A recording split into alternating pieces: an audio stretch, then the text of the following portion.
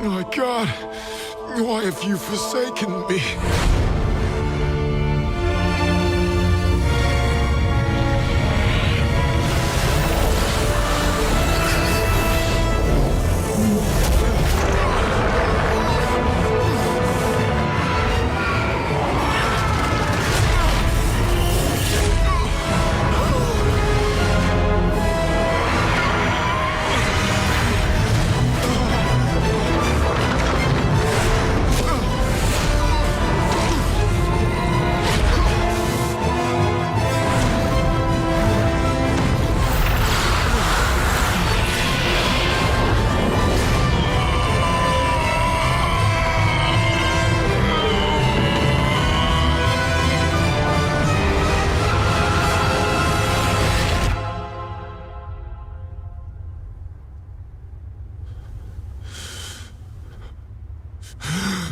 Finished!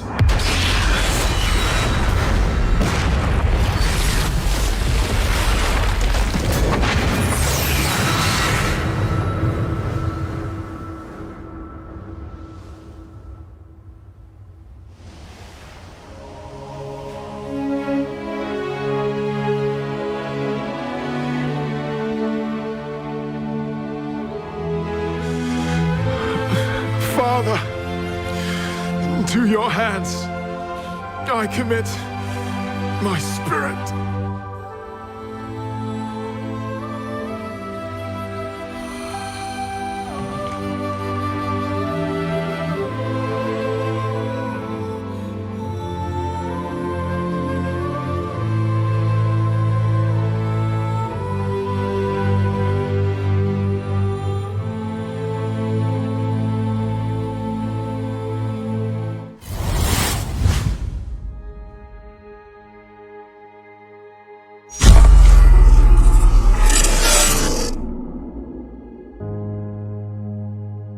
Mais vous avez prié pour lui. Pendant 3 ans, cet homme était victime des attaques spirituelles. Il souffrait dans sa chair, il ressentait du sable dans son corps. Sa vue était troublée, il voyait flou. Mais, après l'intervention de Dieu, par l'apôtre Daniel Guimour, le leader générationnel, il fut complètement restauré et rendit gloire à Dieu.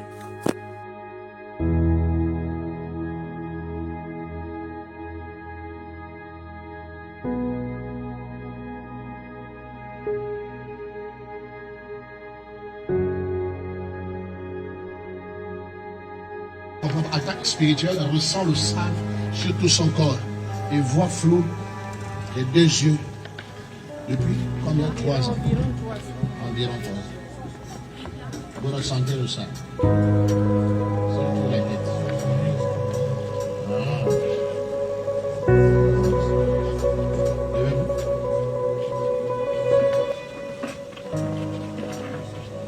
Ouvrez de sa patte comme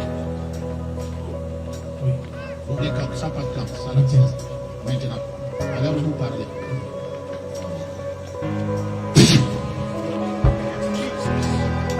Alléluia.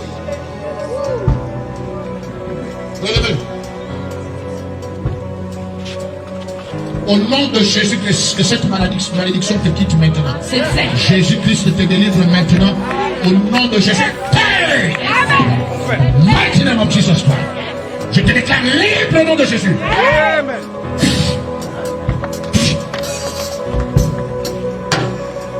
Laissez-le.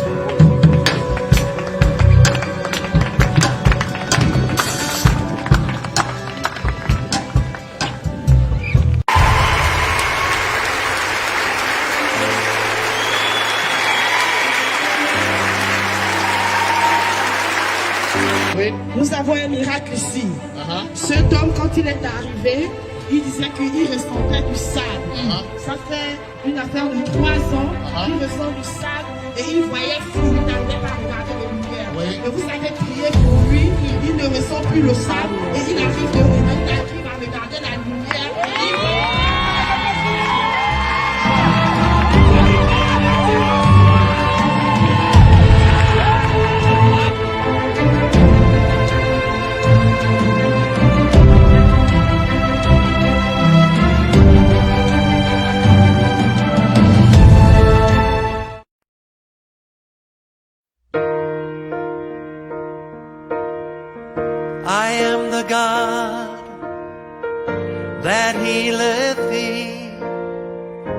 I am the Lord, your healer. And I sent my word, and I healed your disease. I am the Lord, your healer. This is his word. I am the God that healeth thee. I am the Lord, your healer. And I sent my word, and I healed your disease.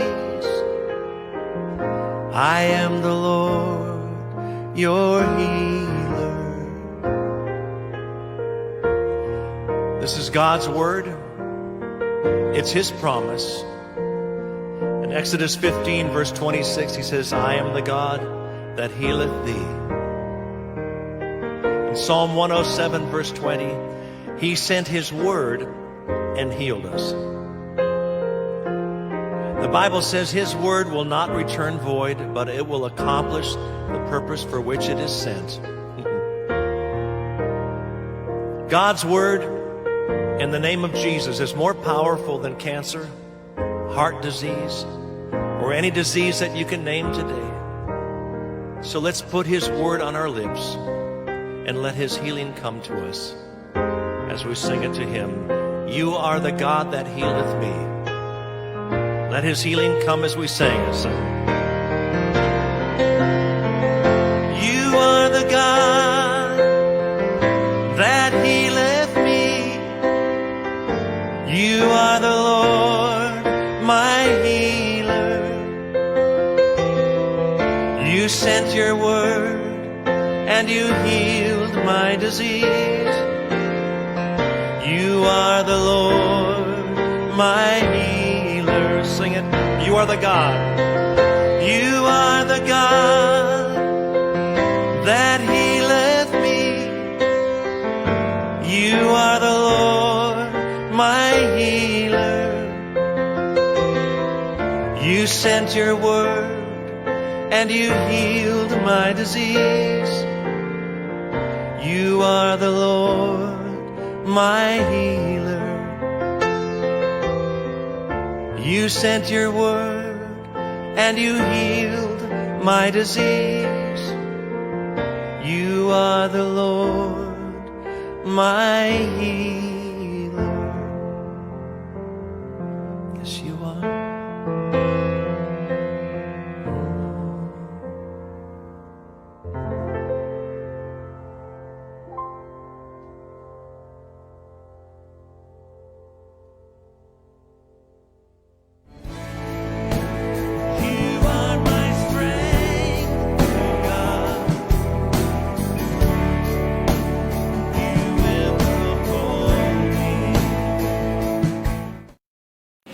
Bonsoir chers amis et téléspectateurs, tous ceux qui me suivent depuis votre Facebook, vous me suivez depuis votre Facebook, votre YouTube et même dans Instagram. Soyez bénis au nom de notre Seigneur Jésus-Christ. Nous sommes à l'heure de notre émission.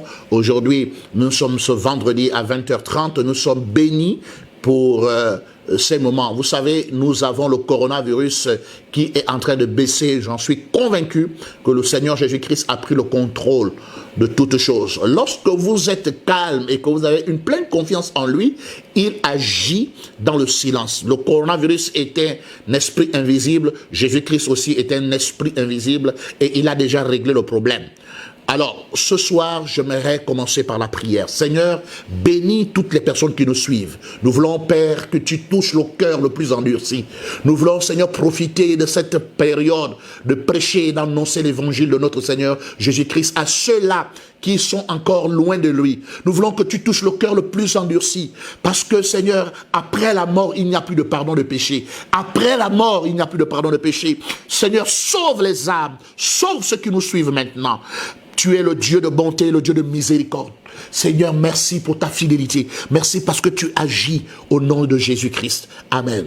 Chers amis, soyez bénis. J'aimerais d'emblée vous dire une chose, que le Seigneur a un plan pour vous, qui que vous soyez, vous qui me suivez depuis votre bureau, vous qui me suivez depuis votre chambre, dans votre salon. J'aimerais vous dire que le Seigneur Jésus-Christ a un plan pour vous. Il a un projet pour vous. Vous n'êtes pas le fruit d'un accident. Vous n'êtes pas venu par hasard. En philosophie, on dit il ne peut pas exister de créature sans créateur, ni de dessin sans dessinateur. Si vous êtes une créature, c'est qu'il y a un créateur. Mais écoutez, la question que j'aimerais vous poser, c'est et si vous mourrez cette semaine, où irez-vous? Et si vous mourrez ce mois, où irez-vous? Et si vous mourrez cette année, où irez-vous? Et si vous mourrez cette année, où irez-vous? Il est question, il est très très important. Pour moi, j'aimerais annoncer à tous ceux qui me suivent que le problème, ce n'est pas de mourir. Le grave problème, c'est de mourir sans Christ, sans Jésus-Christ dans son cœur, sans croire en lui. C'est ça le grave problème. Pourquoi? Parce que vous savez, l'homme court vers deux éternités. Nous vivons dans un monde temporel. Un monde qui a l'espace et le temps. Mais après la mort, nous sommes dans un monde éternel. C'est-à-dire la perdition éternelle, la vie éternelle. Rien n'est temporel. Tout est éternel. C'est pourquoi beaucoup de personnes vous ont dit que vous devez faire tout un marathon pour trouver le ciel, pour être sauvé. Je dis, ton argent ne peut pas te sauver. Durant le coronavirus, nous avons compris que l'argent a montré ses limites. Tous ceux qui ont des jets privés, tous les jets privés sont parqués dans les aéroports. Tous ceux qui avaient l'espoir de voyager, tous ceux qui font l'import-export, la situation économique est catastrophique. L'argent a montré ses limites. Les présidents, les gouvernants ont montré leurs limites. Les hommes ont montré leurs limites. Alors, Jésus-Christ reste la seule personne illimitée. Je suis venu dire à une personne, c'est peut-être le moment pour toi, de prendre une grande réflexion et de prendre définitivement une décision. Je ne sais pas ce qui peut encore t'effrayer. Je ne sais pas ce qui peut te retenir loin de Dieu.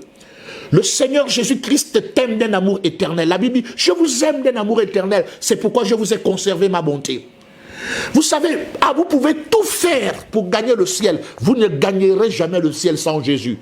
Vous pouvez faire tout ce que vous pouvez. Ne pas mentir, ne pas voler, ne pas commettre l'adultère. Tout ce que vous pouvez faire, de qui vient de vous, ne pourra jamais vous permettre de gagner le ciel. Pour gagner le ciel, la Bible dit, la vie éternelle, c'est qu'ils te connaissent, toi le seul vrai Dieu, et celui que tu as envoyé, Jésus-Christ ton Fils. Alors, je me suis posé la question de savoir que comment des hommes pécheurs comme nous allons-nous aller au ciel? Écoutez ce que la Bible déclare. Je vais vous dire déjà qu'à la base, il n'y a pas un homme juste, pas même un seul. Romains chapitre 3, verset 9 dit, quoi donc sommes-nous plus excellents? Nullement. Car nous avons déjà prouvé que tous juifs et grecs sont tous dans l'empire du péché. Selon qu'il est écrit, il n'y a point de juste, pas même un seul. Nul n'est intelligent, nul ne cherche Dieu. Tous sont égarés. Tous sont pervertis.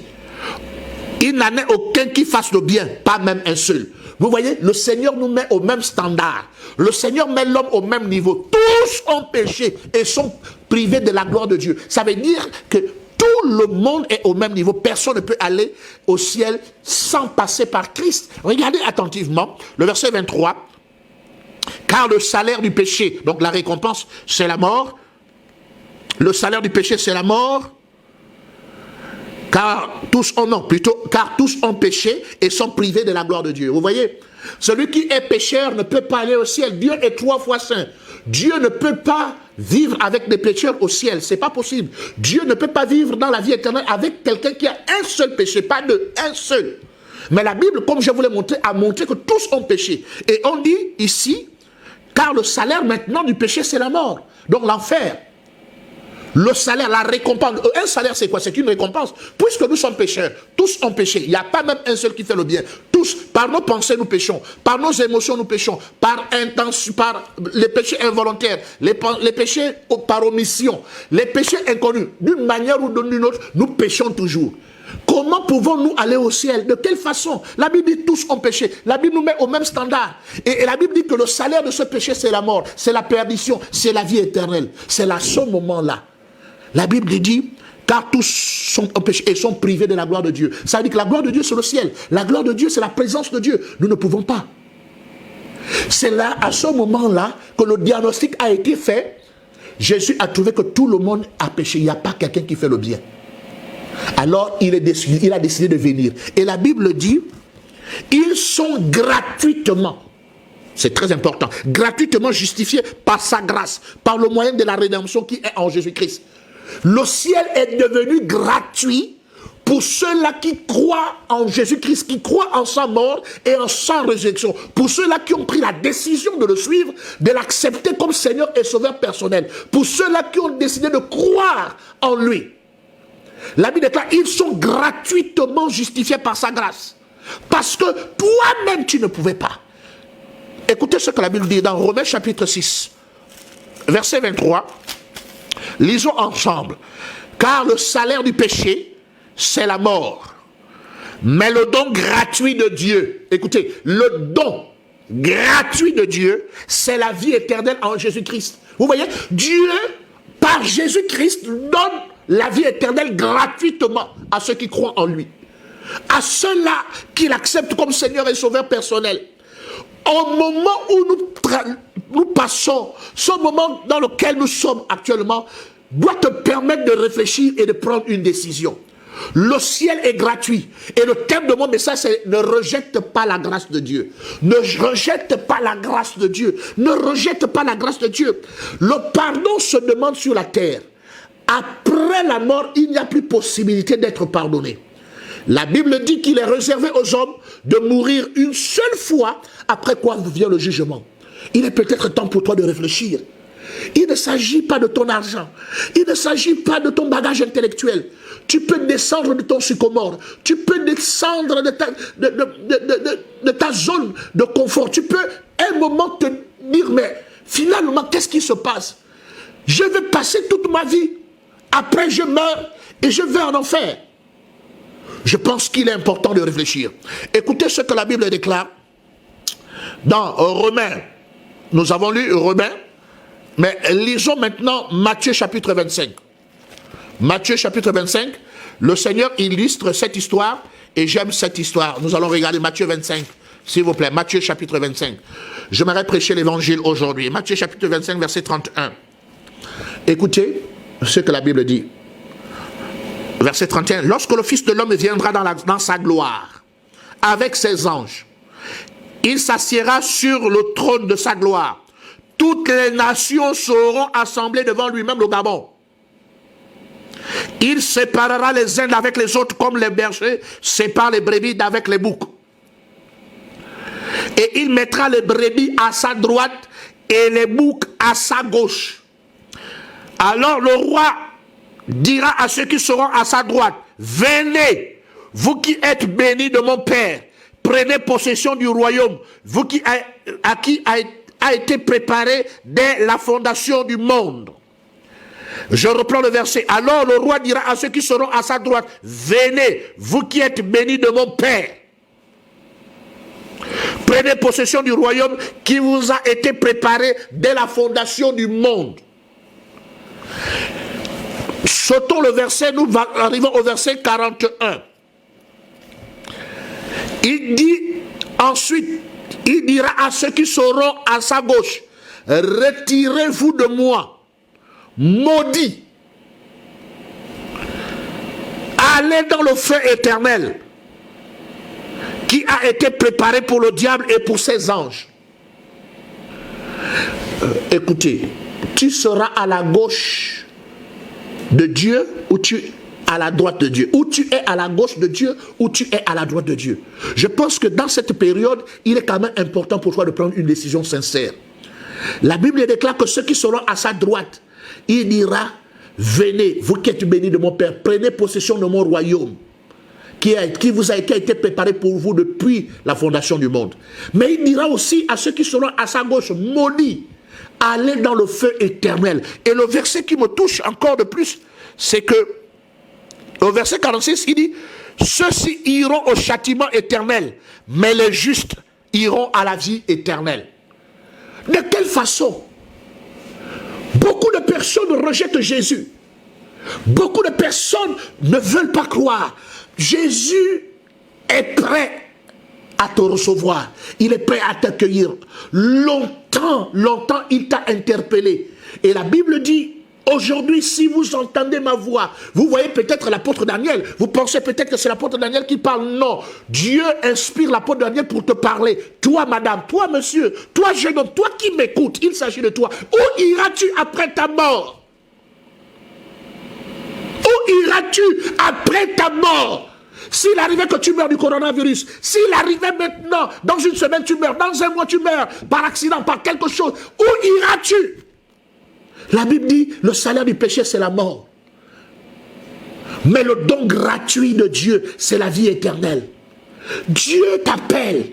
Et il dit aujourd'hui, si vous entendez ma voix, n'endurcissez pas votre cœur, n'endurcissez pas le cœur, n'endurcissez pas le cœur, n'endurcissez pas le cœur. Écoutez-moi attentivement. Écoutez, je vais vous montrer quelque chose. Galates chapitre 2. Parce que beaucoup ne comprennent pas. Galates chapitre 2. Nous liserons le verset 21. La Bible dit, ne rejetez pas la grâce de Dieu. Car si la justice s'obtient par la loi, Christ est donc mort en vain. J'aimerais dire aux chrétiens que vous êtes sauvés par la grâce, parce qu'en vous regardant, vous ne pouviez pas être sauvés par vous-même, par vos œuvres, de par votre comportement. Non, vous ne pouviez pas. La Bible dit, ne rejetez pas la grâce de Dieu, le verset 21, car si la justice s'obtient par la loi, Christ est donc mort en vain. Donc Jésus est mort pour rien. Si tu obtiens la justice, si devant Dieu tu es juste par toi-même, alors Jésus est mort pour rien. C'est ce que la Bible dit. Mais si tu crois en Jésus-Christ, tu reçois sa justice à lui.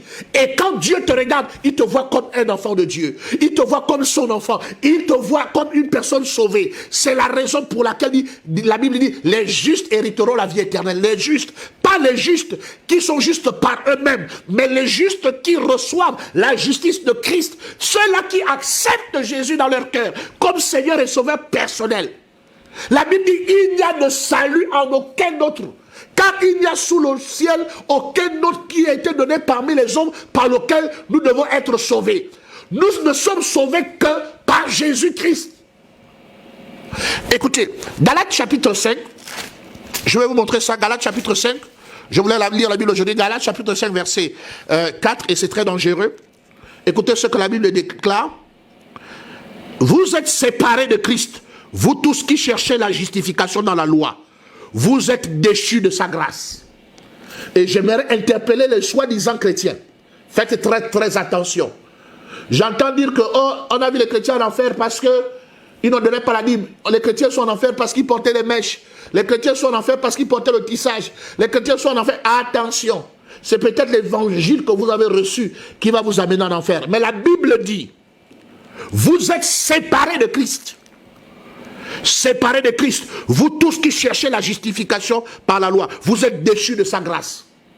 Vous devez croire de tout votre cœur que Jésus-Christ est le seul chemin, la seule vérité et la seule vie. Que lorsque nous l'avons reçu dans notre cœur comme Seigneur et Sauveur, nous sommes sauvés. Pas nous serons sauvés, nous sommes sauvés. Et cela est très très important. C'est la raison pour laquelle lorsque tu es sauvé, tu marches en nouveauté de vie avec lui. Ça veut dire que parce que tu es sauvé, tu marches dans la fidélité. Parce que tu es sauvé, tu marches maintenant dans la vérité. Parce que tu es sauvé, tu marches maintenant dans la discipline. Parce que tu es sauvé, tu arrêtes de pécher. Parce que tu es sauvé, donc tu reflètes ta nouvelle nature. Mais si tu n'es pas sauvé et que tu fais tout ce que tu as à faire, ça ne sert à rien, tu iras quand même en enfer. Toute sanctification compte que lorsque la personne a d'abord reçu Jésus-Christ. Écoutez ce que la Bible déclare. On va lire ça ensemble, Tite. Tite chapitre 3, verset 5. Tite chapitre 3, verset 5. Écoutez, il nous a sauvés. Pas il nous sauvera. Il nous a sauvés, non à cause des œuvres de justice. Il nous a sauvés non à cause des œuvres de justice que nous aurions faites, mais selon sa miséricorde, par le baptême de la régénération et le renouvellement du Saint-Esprit, qu'il a répandu sur nous avec abondance par Jésus-Christ notre Sauveur. La Bible déclare, il nous a sauvés, non à cause des œuvres de justice. Écoutez-moi attentivement. Jésus-Christ est la grâce personnifiée. Jésus-Christ est la personne. Lorsqu'il vient habiter dans ta vie, il te justifie. Lorsqu'il vient habiter dans ta vie, c'est la miséricorde de Dieu qui vient habiter dans ta vie. C'est pourquoi je t'appelle au salut. Je t'invite, toi qui me suis maintenant. Tu es laissé longtemps, le Seigneur ne te condamne pas. Peut-être que tu es dans le péché. Peut-être que tu es dans les faiblesses. Peut-être que tu es dans une situation. Mais je suis venu te dire que Dieu ne te condamne pas. Dieu te dit maintenant de recevoir son Fils. Jésus-Christ est l'agneau de Dieu qui ôte le péché du monde. C'est lui qui est capable de te sauver. Aucun pasteur ne peut te sauver. Aucun homme de Dieu ne peut te sauver. Seul Jésus-Christ a donné sa vie sur la croix pour toi. Aucun pasteur n'a fait couler son sang pour toi. Aucun papa, maman n'a fait couler son sang pour toi. Jésus-Christ a fait couler son sang sur la croix pour toi. Et si tu l'acceptes aujourd'hui, tu passeras de la mort à la vie. Si tu le reçois dans ton cœur, maintenant, avant qu'il ne soit trop tard, avant qu'il ne soit trop tard, avant qu'il ne soit trop tard, c'est maintenant le moment de suivre Jésus. C'est maintenant le moment de l'accepter. C'est maintenant le moment de croire en lui. Romains chapitre 10, verset 9 dit, si tu te confesses de ta bouche le Seigneur Jésus, si tu crois dans ton cœur que Dieu l'a ressuscité des morts, tu seras sauvé.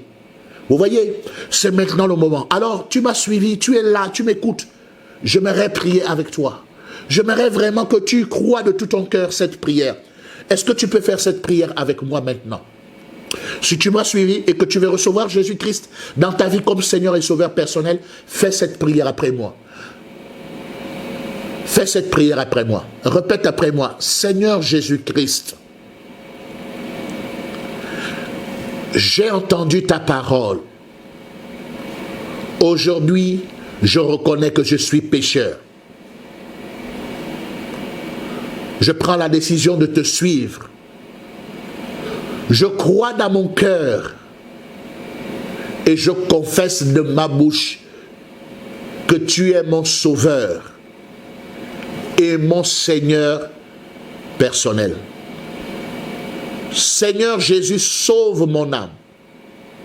Ce soir, fais de moi ton enfant. Au nom de Jésus. Amen. Bien, si vous avez fait cette prière de tout votre cœur, si vous avez cru que Jésus-Christ est votre Seigneur et qu'il est le sauveur de l'humanité et qu'il est votre sauveur, alors si vous l'avez confessé de votre bouche comme moi, alors vous êtes sauvés. Maintenant, vous pouvez marcher en nouveauté de vie avec lui. Puisque vous êtes devenu une nouvelle créature, les choses anciennes sont passées. Voici, toutes choses sont devenues nouvelles. Vous pouvez maintenant marcher dans la sanctification. Vous pouvez maintenant marcher avec Dieu. Vous pouvez marcher maintenant en nouveauté de vie avec lui. Il vous appelle. Alors, si vous ne connaissez pas une église et que vous voulez prier avec nous, vous pourrez appeler au numéro qui s'affiche devant votre portable, devant votre ordinateur ou bien devant votre poste téléviseur. Vous pourrez appeler à ce numéro. Nous serons heureux de vous recevoir et d'avoir des entretiens avec vous. Sachez que vous êtes devenus chrétiens et maintenant, vous devez marcher avec Jésus. Vous devez persévérer jusqu'à la fin. Restez avec lui. Ne l'abandonnez pas. Marchez maintenant avec lui. Mais sachez une chose. Vous êtes sauvés. Vous êtes déjà sauvés. Le ciel, ce n'est pas une promesse. Le ciel est un fait. Dès que vous l'avez reçu comme la vie, alors vous avez la vie éternelle. Je suis l'apôtre Daniel Guémon. J'étais heureux de partager ce message avec vous, ce message de l'évangile. Partagez ce message à vos familles, à vos enfants, à vos frères. Tout le monde doit être sauvé. C'est le moment où le salut doit rentrer dans les nations. Le salut doit rentrer dans les maisons, dans les familles. Nous voulons annoncer Jésus-Christ pour dire il est l'arche. Il est l'arche de l'alliance, il est celui qu'il nous faut, il est la vie éternelle, il est le sauveur de l'humanité. Il est celui qui détruit le coronavirus. Que Dieu vous bénisse. Au revoir.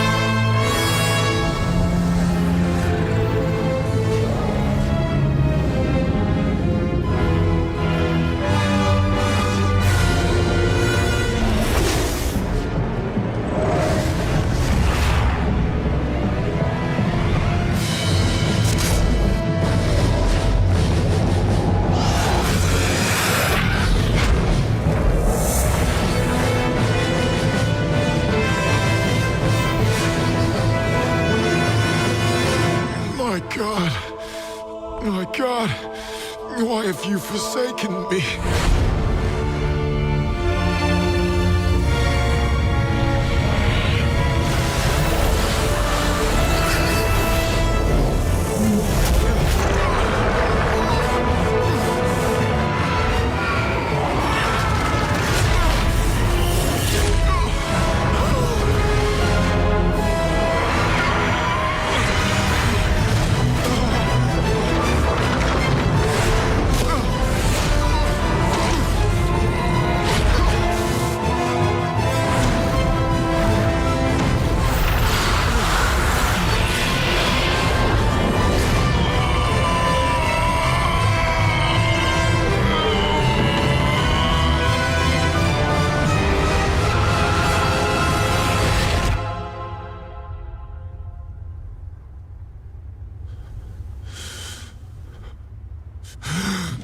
Finished!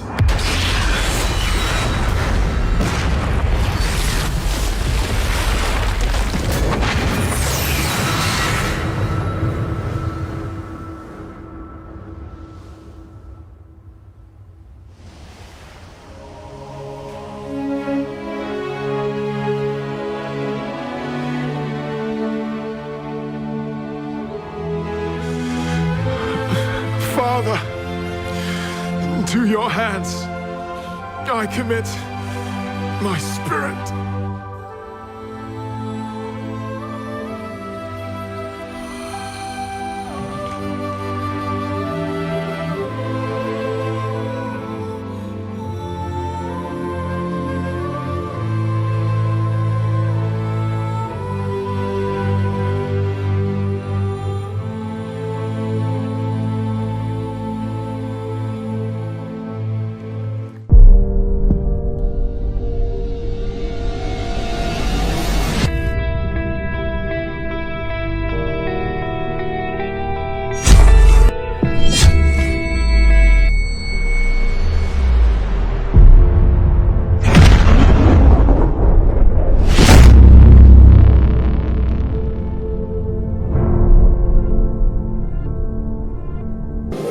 Homme de Dieu, elle avait la cause, le diabète, la tension.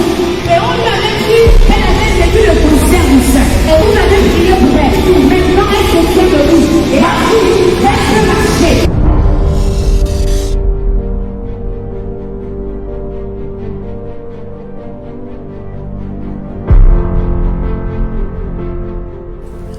La dame sous votre écran est venue pendant la croisade d'évangélisation organisée par le ministère Christ Libérateur de Peuple à Lomé, Togo.